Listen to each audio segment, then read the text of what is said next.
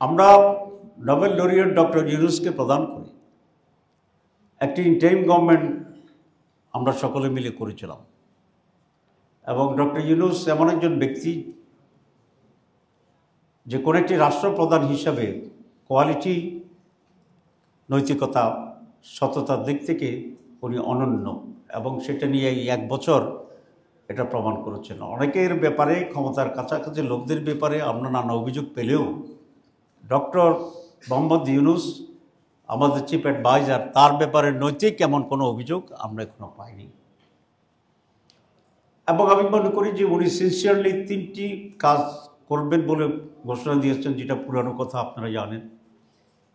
প্রথম যেটা, সেটা হচ্ছে উনি কিছু পরিবর্তন আনবেন, গুণগত পরিবর্তন আনবেন এবং সেই জন্য উনি রিফর্মস কমিটি করেছেন, এনসিসি করেছেন, পরে ন্যাশনাল কনসেনসাস কমিটি করেছেন এবং সেটাকে কেন্দ্র করে আমরা সকল দল যারা আজকে ক্রিয়ারত আছেন বা 24 জুলাইতে যারা আন্দোলন করেছিলেন, ছোট বড় 2 জনের পার্টি, 3 জনের পার্টি, বিশাল বড় পার্টি, মাঝ ধরনের পার্টি, আমরা সকলেই মিলে কিন্তু সেখানে কন্ট্রিবিউট করেছি এবং সেই কারণে 31টা দল সেই কনসেনসাস কমিটির মিটিংয়ে আমরা ইনভাইটেড ছিলাম, আমরা কাজ করেছিলাম। অনেকে আমাদেরকে মাঝে মধ্যে বলতো যে এমন দল নিয়ে আপনারা বসছেন যিনি তার সেক্রেটারির নাম বলতে পারবে না।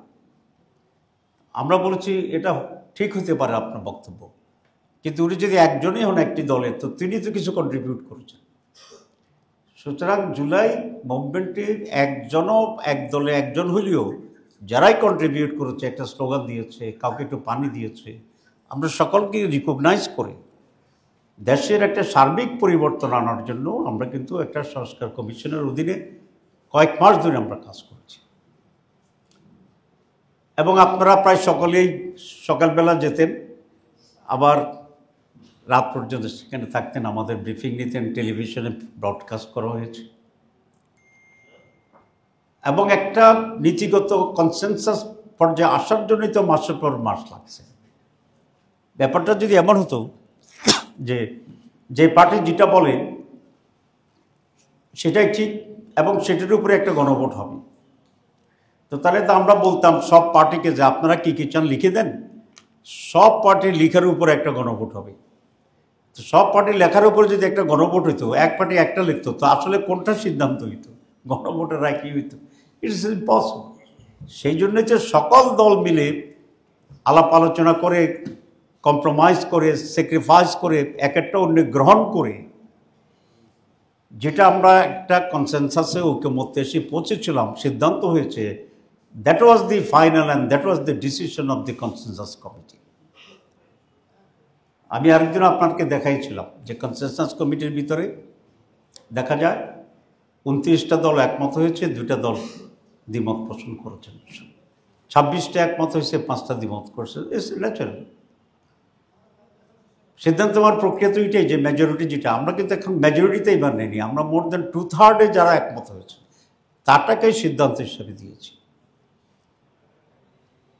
কোশ্চেন আছে নোট অফ ডিসেন্টের ব্যাপারে। ইয়েস, নোট অফ ডিসেন্টও সারা দুনিয়ায় প্রচলিত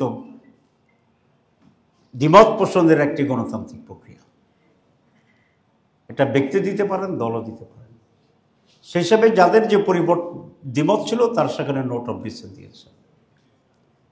কিন্তু পৃথিবীর ইতিহাসে একটি ঘটনাও নাই, আমি আপনাদেরকে চ্যালেঞ্জ দিয়েছি এই জন্য যেহেতু এটা নিয়ে একটা বিভ্রান্তি তৈরি করছে। আমি অনেক বুদ্ধিজীবীকে, বিশ্ববিদ্যালয়ের শিক্ষকদেরকে জিজ্ঞেস করেছিলাম যে এরকম ডিসেন্ট সহ গণভোটের কোনো নজির আছে কিনা। অনলাইনে তারা যতটুকু জানতে পেরেছে কালকে আমাকে বলেছে নোট অফ ডিসেন্ট সহ কোনো গণভোটের কোনো নজির সারা দুনিয়াতে এখন পর্যন্ত নাই।